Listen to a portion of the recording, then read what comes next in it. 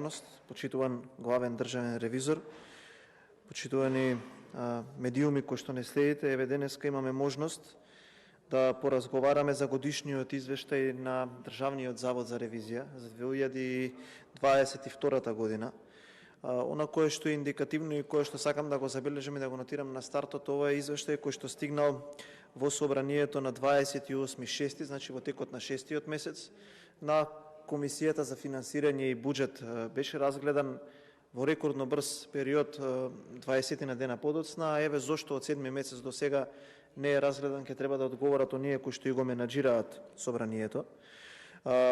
Јас би кажал дека тоа што беше потврдено во извештајот на Европската комисија, дека Државниот завод за ревизија е една од најдобро организираните и една од институциите со највисоки перформанси во целата државна управа, заедно со Државната комисија за спречување на корупција, е точно.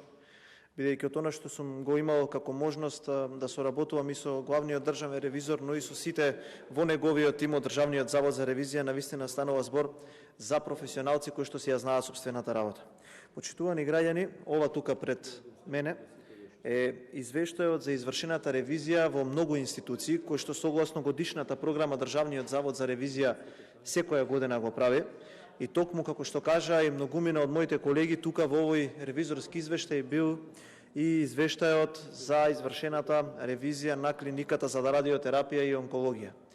Од она што имав можност да го видам во овој извештај, би кажал дека една од најголемите слабости на владата е што овие извештаи завршуваат тука, се усвојуваат во собранието со одредени заклучоци и потоа тука запира нивното дејство. Никој во владата ниту ги чита, никој во владата ниту гледа што е напишано таму, а она што е, би кажал, најсуштинско од целата оваа дискусија е дека не само што читајќи ги овие извештаи и применувајќи ги нивните препораки ќе се покачи перформансот на самите институции, туку видовме дека тоа што не е применето, а што е напишано во овој ревизорски извештај, почнува да чини и човечки животи.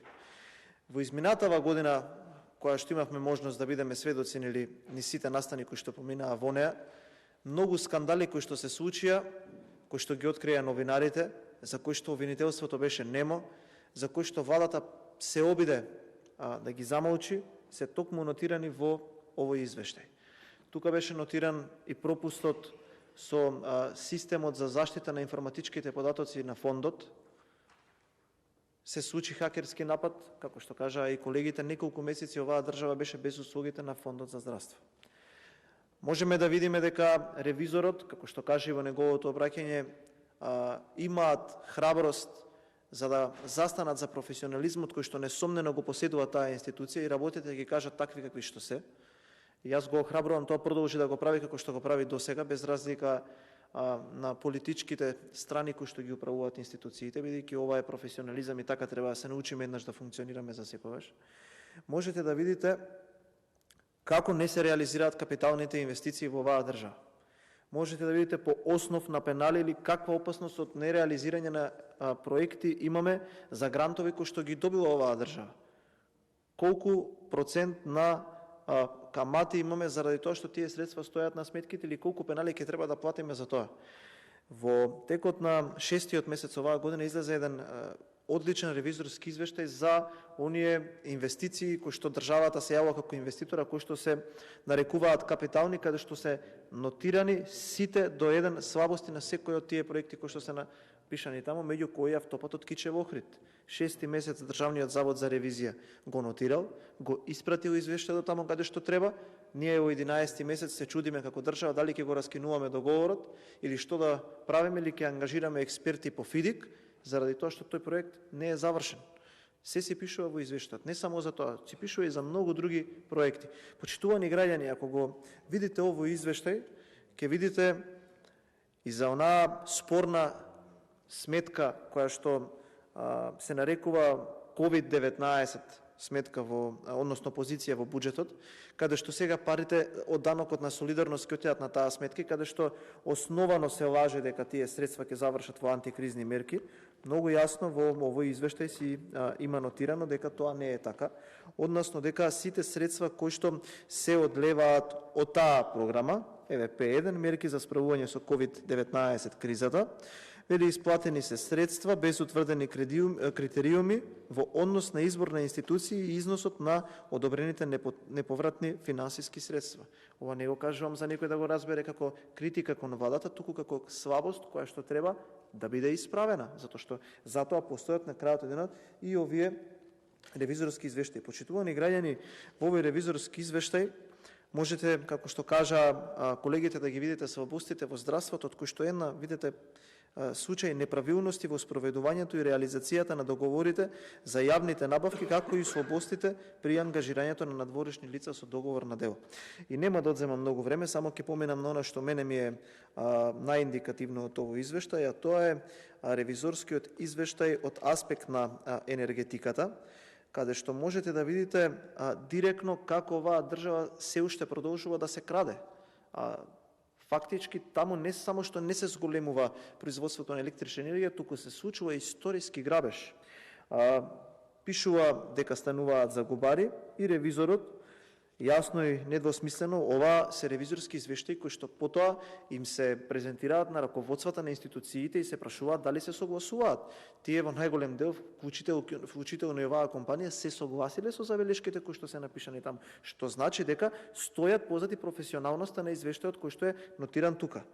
Пишува дека е намалена количината на производство на електрична енергија, не се зголемува како што вие сакате да кажете. Пишува во РЕК Битола, постои неусогласеност на количините за откопан, увезен и потрошен јаглен.